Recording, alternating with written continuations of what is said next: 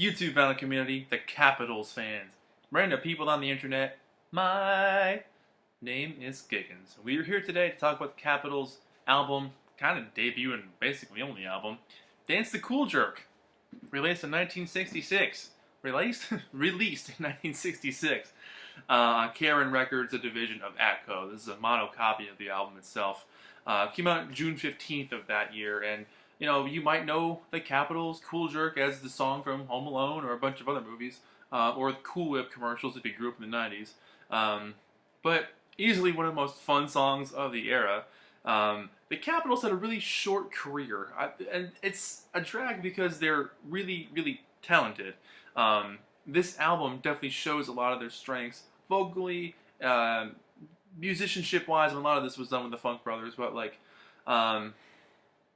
they had a lot going for them. So they were basically discovered by Ollie McLaughlin, who was he was a DJ, and I think he was also the manager of Barbara Lewis, who did Baby I'm Yours. And in the early 60s, when they were known as the Caps, they were opening for Barbara Lewis. Ollie discovered them, brought them into the studio. They did a single, Dog and Cat, with the song Kick on the back, and it didn't do much of anything. It was kind of a local hit, but they ended up breaking up because of it, because it wasn't really going anywhere. They got back together a couple of years later when the jerk dance phrase was becoming a big thing. It was known as the pimp jerk, and it was kind of a naughty dance.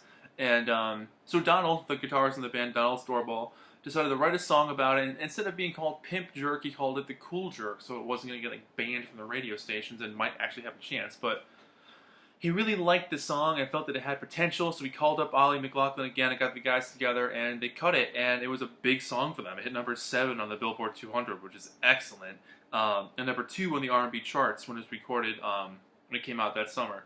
So because of that, they got together and decided to put out an album, basically putting together a couple of their other stray singles they had out at the time, and then padded the rest with some more covers. But very talented group of guys. Got to admit, I never saw a picture of them before beyond the one that's on the back cover. There's not much to know about these guys. Like, there really isn't. They had a very, very short career.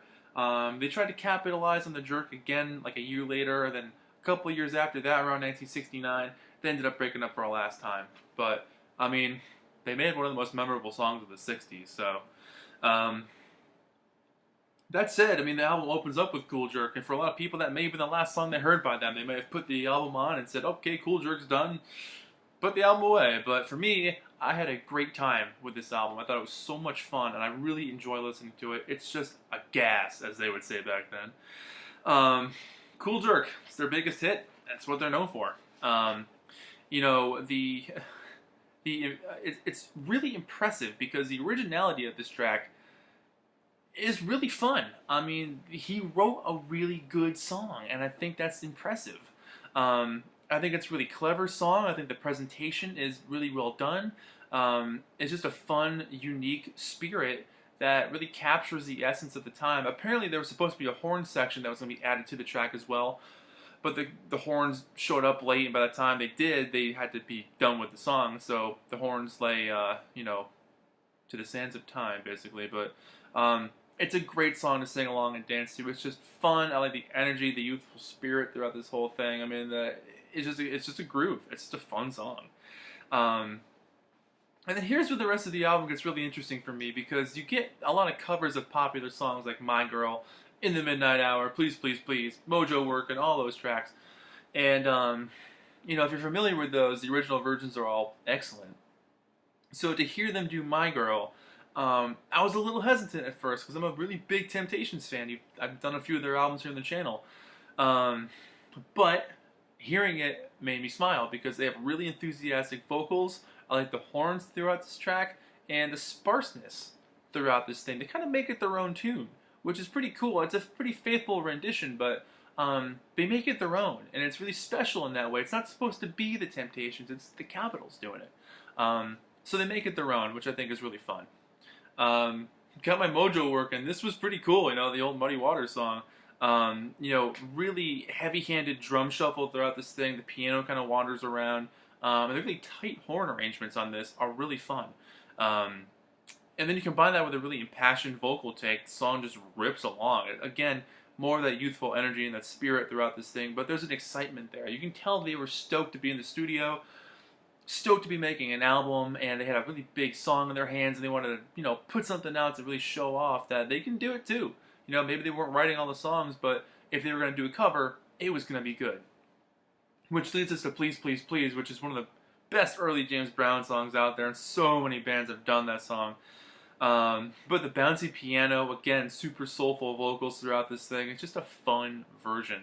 Nothing groundbreaking for sure, but it's just a good track. Trong, which is a song and a track at the same time. Trong. In the Midnight Hour is an excellent Wilson Pickett cover. Really captures the energy of the original one. I love the drum fills on this thing. I think the drums are pretty exciting throughout this track in particular. Really nice bright horns throughout this thing as well, so that's pretty fun. And then Good Lovin', most famously done by the Rascals, but even that was a cover. The organ, the guitar solo, the group vocals, and that sax solo was very cool. These guys were known for being a really good live band. I can picture this song going over really well as a live arrangement in the studio, or in a concert setting. When you go to see them live, like when a band plays live and how you'd see them, like in a building with other people, I think that's where that would work really well. Yeah, words. Anyways, side 2 starts off with Love Makes the World Go Round. And this song is really cool. I wasn't really expecting this song. I think it's co-written by McLaughlin himself. I love the arrangement on this track. They kind of make it their own song. It's just a really, really nice take on this track. Nice spirit. The energy is good. And the vocal arrangement, augmenting with the melody, I think is really special. Zigzag, and this was another one of their singles that came out in the same year, '66. Big dancey horns throughout this thing. The yeah-yeahs are all over the place. Super fun vocal. It's bouncy, it's upbeat, it gets you moving. I love this track. It's definitely, they were trying to capitalize on another like dance kind of feel, because there were a lot of dances back then, as the back cover lists them all. You got, the Frug, the Watusi, the Monkey, the Philly Dog, and, the Potato, and the Cool Jerk. Like, they were trying to invent the zigzag and see if that would go anywhere, but, wasn't the biggest single for them, but on the album, I think it works really well to have a strong track like that buried on side 2. Dog and Cat is the single they put out in 1963, so, it sticks out a little bit because it shows them in a much younger version of themselves. Lyrically, as John Lennon would say, not the most impressive thing, but or interesting, whatever the line was. Dog, cat, that kind of vocal. It's their first single. It's fun to listen to. It's not the strongest song on the album by far, but still, it's an interesting song and it's an original. So give them credit for that. Hello Stranger. This is written by Barbara Lewis. Great vocals on this one. I love the non-stop organ that happens throughout this thing. Striking guitars that pop up throughout this whole track, and the horns again. The group vocals, just a really nice R&B song, really well done. Tired Running From You. This is another original by Donald, and I like this one a lot. Really kind of a soulful jazz loungy vibe to this. Unexpected. I wasn't expecting to hear something like that on this album, but I really enjoyed it. Definitely a fun song. And The Kick, the last song on this thing, it's not bad, but it's easily one of the weakest songs on here.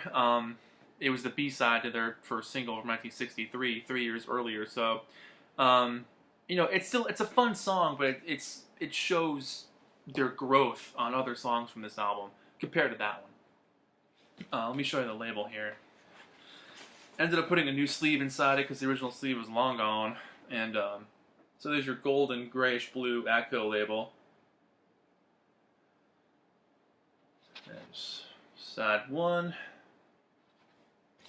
So yeah, I was completely green to this album. I never heard it before, and I knew Cool Jerk. I've known that song my entire life, but when I found it in the dollar bin, I was like, all right, for $1, I think it was 25 cents actually. I'm sorry, it was 25 cents. It's in really good shape for being 25 cents, and a mono copy too.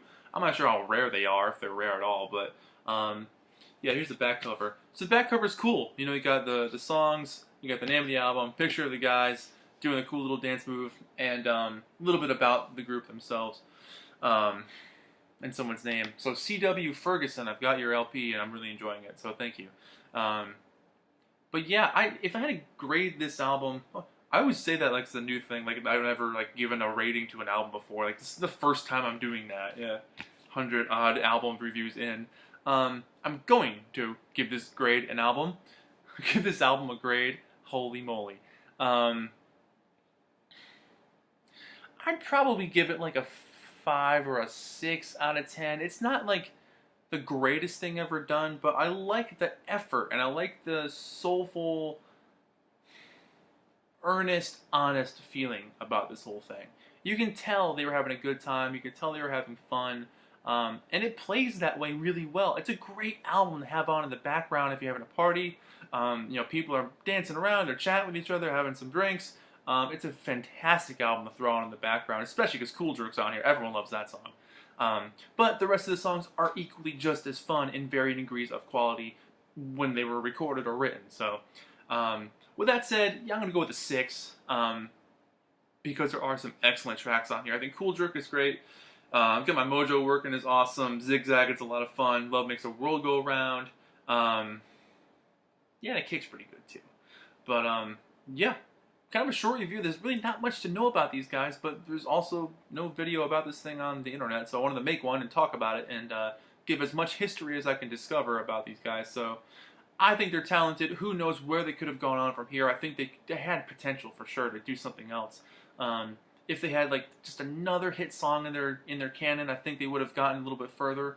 But hey, if I could be known for Cool Jerk, I would totally have that accolade hanging on my back here, because it's such a good song. But that said, I'm going with a 6 on this thing. My name is Giggens. This has been Album Reviews with the Capitals. Dance the Cool Jerk. Thank you so much for watching. I really appreciate it, and I'll see you guys in the next video. Thanks a lot. Bye.